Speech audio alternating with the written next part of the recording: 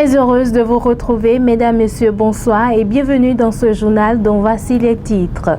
Des députés en tournée d'audience foraine, ceci dans le cadre de la gestion des pétitions par le Parlement. Les détails à suivre dans ce journal. À suivre en été, les dégâts causés par l'ouragan Milton qui s'abat sur Floride 2 semaines après le passage dévastateur de l'ouragan Hélène. Voilà pour le sommaire.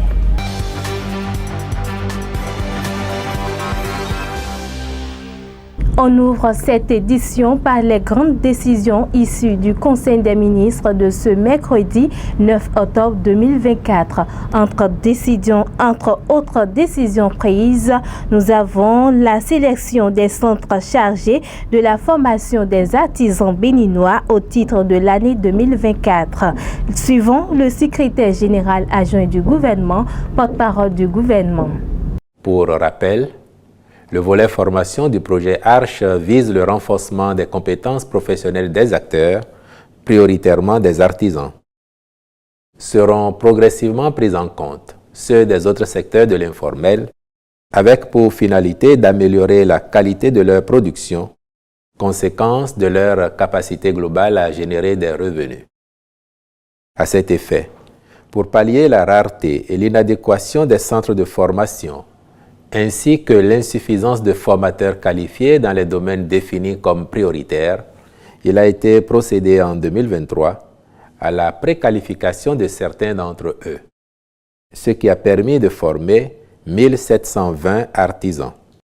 De fait, une base de données de centres de formation de référence pouvant assurer les formations recherchées a été constituée avec l'appui des experts métiers internationaux dans les secteurs des énergies renouvelables photovoltaïques, du froid et de la climatisation, de la pâtisserie, de la boulangerie. Il en est de même de la transformation agroalimentaire, de la plomberie, de la mécanique automobile et de la transformation de lait de vache en fromage. C'est donc de ce répertoire que proviennent les centres retenus pour les formations à dispenser cette année au profit de 2676 artisans. L'autre décision majeure prise est relative à la contractualisation dans le cadre du projet de construction d'un centre de transfert de déchets solides ménagers à Akogbato. Le dit centre est un sous-projet du programme d'assainissement pluvial de la ville, dont l'exécution nécessite la réalisation d'une mission complète d'avant-projet sommaire, d'avant-projet détaillé, d'élaboration du dossier d'appel d'offres ainsi que du contrôle et de la supervision des travaux de sa construction, compte non tenu de la réalisation d'une étude d'impact environnemental et social. En marquant son accord pour la contractualisation irrelative, le Conseil a instruit le ministre du Cadre de vie et des Transports, chargé du développement durable, de veiller à la bonne exécution du cahier des charges. Je l'annonçais en titre des élus en tournée pour des audiences foraines, une tournée qui entre dans le cadre de la gestion des pétitions par le Parlement. C'est donc une activité de sensibilisation des populations pour une meilleure visibilité des actions des députés et du Parlement. Devenue une tradition dans le fonctionnement de l'institution, ces audiences permettent d'aller au contact des populations à la base pour leur présenter l'institution, recueillir les préoccupations. Nous avons fait une partie de l'Atlantique, Ouida, Pomassé. Après, nous avons continué sur Komé, Bopa, Koyogbe, Atiémé, Aplahoué, Diakoutomé et aujourd'hui Poulekamé. Et c'est des séances très riches parce que nous avons le contact direct avec les populations qui ont des préoccupations très sérieuses.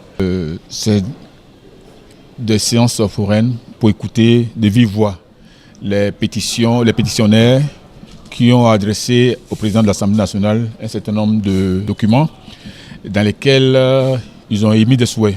Les populations ont émis des souhaits par rapport au découpage, changement de nom, de multiplication de villages, etc., etc. Ces présentations ont donné lieu à des échanges fructueux entre les députés. La population présente n'a pas manqué de faire part des difficultés de divers ordres à la délégation du président de l'Assemblée nationale. La suite, c'est quoi? C'est que s'il faut faire intervenir le cadastre, s'il faut faire intervenir le ministère de l'Intérieur, c'est autant de structures auxquelles ferait appel le président de l'Assemblée nationale lorsque les documents auraient été bien rassemblés, outillés et surtout enrichis. Et c'est ce que nous avons fait. D'autres missions pourraient venir parce qu'à des endroits donnés, il y a eu des éléments. Il y a eu des documents, des pétitions qui avaient besoin d'être reformulées. On avait besoin d'informations complémentaires qu'on n'a pas eu, qui vont nous parvenir. Et c'est tout cela ensemble qui fait le rapport de la mission. Et je pense qu'une fois que cela est fait, la population pourrait avoir la suite de leurs préoccupations. Le préfet de l'Atlantique décerne les palmes de bons élèves au conseil communal de Soava. Ce satisfecit témoigne de la reconnaissance des bonnes pratiques du gouvernement mises en œuvre par le maire et son conseil. Des propos du préfet de l'Atlantique entendus ce mardi 8 octobre 2024 par notre équipe qui a suivi la délégation préfectorale. C'était dans le cadre de la tournée annuelle du préfet de l'Atlantique, Jean-Claude Kodja. Le préfet de l'Atlantique, Jean-Claude Kodja, dans le cadre de sa tournée statutaire au titre de l'année 2024-2025 et sa suite, ont passé le clair de leur temps aux côtés du conseil communal et population de la commune de Soava dans la journée de ce mardi 8 octobre 2024. Une tournée statutaire, un rendez-vous annuel d'échange où toutes les préoccupations liées au développement de Soava sont exposées pour qu'ensemble les solutions efficaces soient trouvées. C'est le lieu ici, monsieur le préfet, de vous remercier par votre fait. La Direction générale des impôts a mis à notre disposition un receveur auxiliaire des impôts à travers qui les services des impôts jouent pleinement aujourd'hui leur rôle. Suite à nos cris de détresse lors de votre visite statutaire en 2023, nous avons un receveur auxiliaire des impôts qui nous appuie très fortement dans la mobilisation des recettes propres et qui s'adonne réellement à la tâche. Dans ce sillage de mobilisation des recettes propres, je puis vous assurer qu'avec la mise en œuvre de la réforme structurelle du secteur de la décentralisation, les recettes de la commune connaissent un accroissement substantiel. Monsieur le préfet, la commune continue de vivre certaines difficultés inhérentes au développement. Elles sont, entre autres, la difficulté d'accès à l'eau potable suite à l'affermage des AEV, le retard dans la mise à disposition des FADEC investissements, l'amenuisement du FADEC non affecté investissement d'année en année, la faible évolution des travaux de bitumage de la voie Akasato-Soava. Permettez-moi, monsieur le préfet, de vous soumettre une doléance importante de la population. Il s'agit de la non-perception des tasses sur les carrières entre Akasato et Soava. L'entretien mécanisé qui se fait sur cette voie chaque année est au nom de la commune de Soava. Les souffrances permanentes qu'enduit notre population du fait de la dégradation permanente de cette voie par des camions sont énormes. Malheureusement, les ressources que génère cette activité vont dans une autre commune. Nous savons que vous connaissez ce dossier et vous demandons de peser dans la balance et en faveur de Soava dans la résolution de ce contentieux avec la commune sœur d'Abomey-Calavi. Monsieur le préfet, c'est sur ces quelques doléances que je voudrais une fois encore vous souhaiter la bienvenue chez vous, à Soava, dans le cadre de votre visite statutaire au titre de l'année 2024 et espérer attendre et espérer une attention particulière de votre part afin que vous puissiez nous apporter des conseils, comme d'habitude, pour le bien-être de cette population que vous aimez si tant. Entre autres sujets abordés, la question des ressources propres à la commune. En plus de tout ceci, le préfet et ses élus, fils de Soava, ont passé en revue les réformes du gouvernement ainsi que ses réalisations. À Calavi et dans les autres communes, nous allons nous auto-évaluer. Mais ici, il n'y a pas d'auto-évaluation, puisque pratiquement les choses, les instructions, les recommandations sont mises en œuvre. Les efforts sont faits. Et je vous promets qu'au jour du bilan, vous allez vous-même, comme vous savez le faire, dire bravo au chef de l'État. Le chef de l'État pour qui il faut prier. Prier, je voudrais encore, vous le faites déjà, et je voudrais vous conjurer de le faire davantage. Priez pour ce grand homme d'État qui se bat tous les jours pour que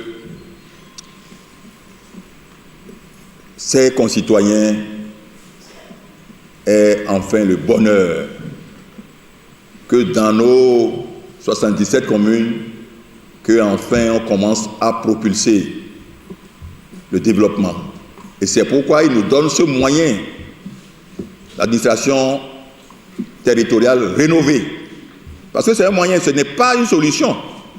C'est un moyen, maintenant c'est de par notre gouvernance, la qualité de notre gouvernance que nous allons développer le pays. Et nous sommes sur la bonne voie. Cette tournée a permis d'établir un dialogue entre population et les autorités. De nombreuses doléances ont été formulées par la population, notamment en ce qui concerne les infrastructures, la sécurité, la microfinance et l'accès aux services de base.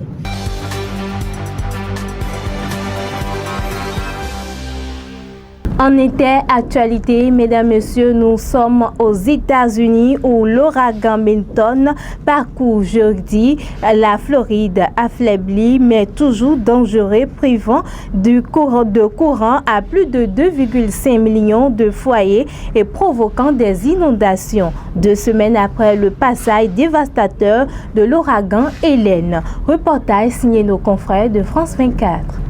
Des rafales à plus de 200 km/h, des pluies torrentielles. L'ouragan Milton a touché de plein fouet les côtes de la Floride. Sur recommandation des autorités, 1 million de personnes ont déjà été évacuées. Certains ont pu rejoindre des abris de fortune, comme cette école. À l'heure actuelle, nous avons environ 16 refuges ouverts. Dès 11 heures, nous servions 8500 personnes.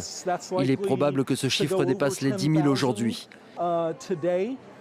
Et nous avons une chambre pour tous ceux qui ont besoin d'un endroit sûr pour affronter cette tempête.